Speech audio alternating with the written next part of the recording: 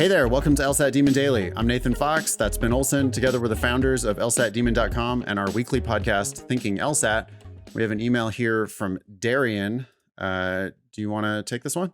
Yeah, good afternoon. As a student going into my sophomore year of college, 3.89 GPA currently, what can I do to stand out to law schools aside from the LSAT? My goal is to get into schools like Georgetown, Duke, Berkeley, etc.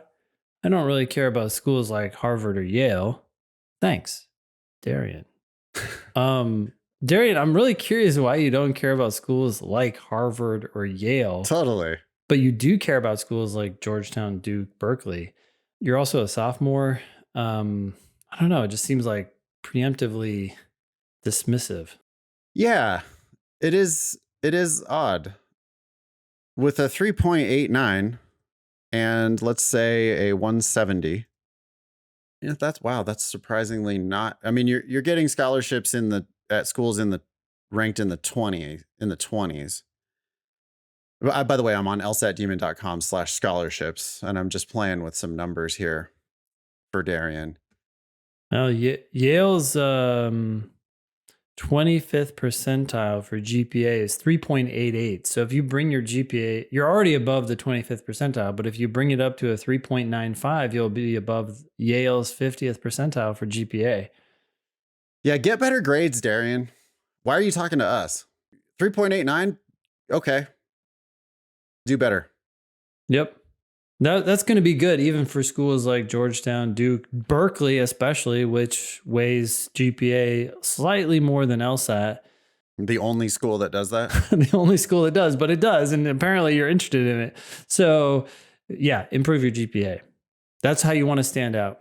People out there with 3.2s are like pulling their hair out right now going, what? You're telling her that she needs to get better grades? Yeah, we are, because you're applying to an academic thing for like gunners, for like grinders, for achievers. Yeah. And it's hierarchical and you're accumulating a record in your favor.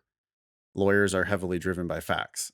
If you can put nothing but A's on your record, then the law schools go, hey, look, this one has nothing but A's on her record. And it's an indicator that you'll be able to be successful in law school. Not as good of an indicator as LSAT. Yeah, but get your GPA now. Yeah. Yeah, I got 3 pieces of advice for Darian. Okay. Straight A's from here on out if you're serious about being a lawyer. You want to go to Georgetown, Duke, Berkeley especially? Straight A's from here on out. No excuses. Take easier classes if you have to. Straight A's from here on out. 2, stop worrying about the LSAT because you need to get straight A's from here on out. Yep. Maybe I have 4 things. Well, maybe those 2 were one Just thing. keep going, Nathan. Don't stop. You don't like my numbering? No, just like go to 10. I don't know. We'll do whatever. Oh, I see. Don't say, what can I do to stand out aside from the LSAT? Because the LSAT is the first thing. I mean, well, you're still in undergrad, so grades, then the LSAT. But the LSAT is the biggest thing. And so don't worry about all the other like extracurriculars. This is not undergraduate admissions.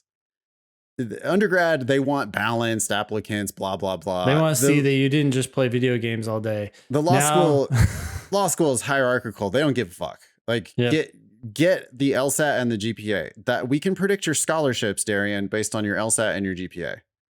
So the standing out, you don't worry about that. You're not gonna stand out unless you have the LSAT.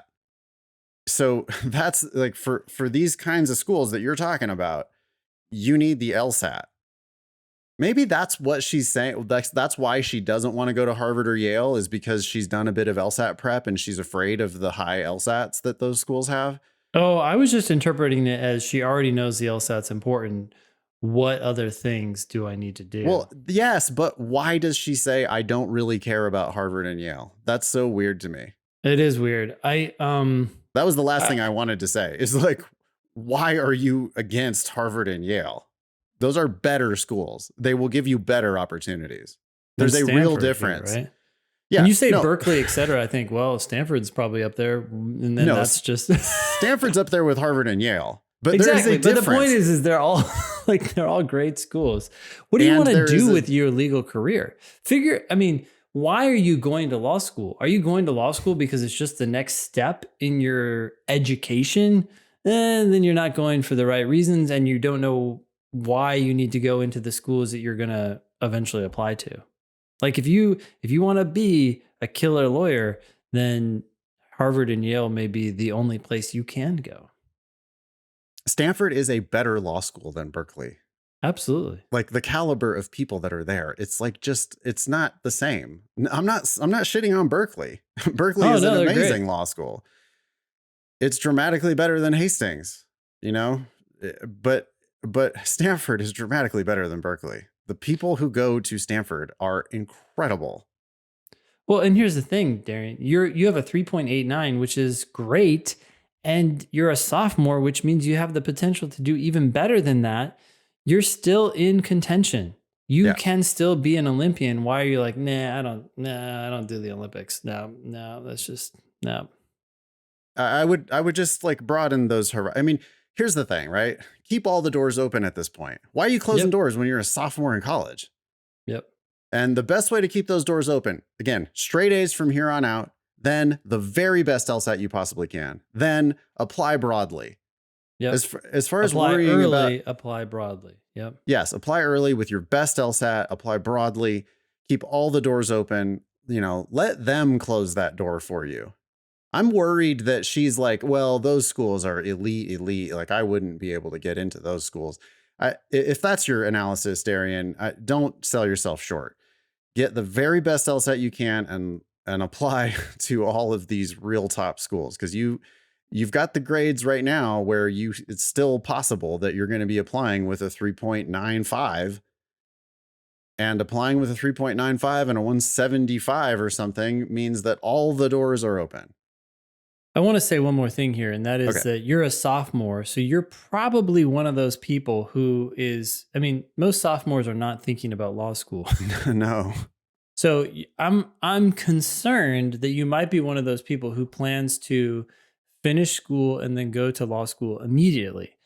Not that there's anything wrong with that, but my concern is that going to force you to take the LSAT before you're ready to get that 4.0, right? Like if you let the timeline compromise your GPA, focus first and foremost on your GPA. If you can knock it out of the park and have time to study for the LSAT and knock it out of the park, then fine. You can go to law school right after you finish undergrad.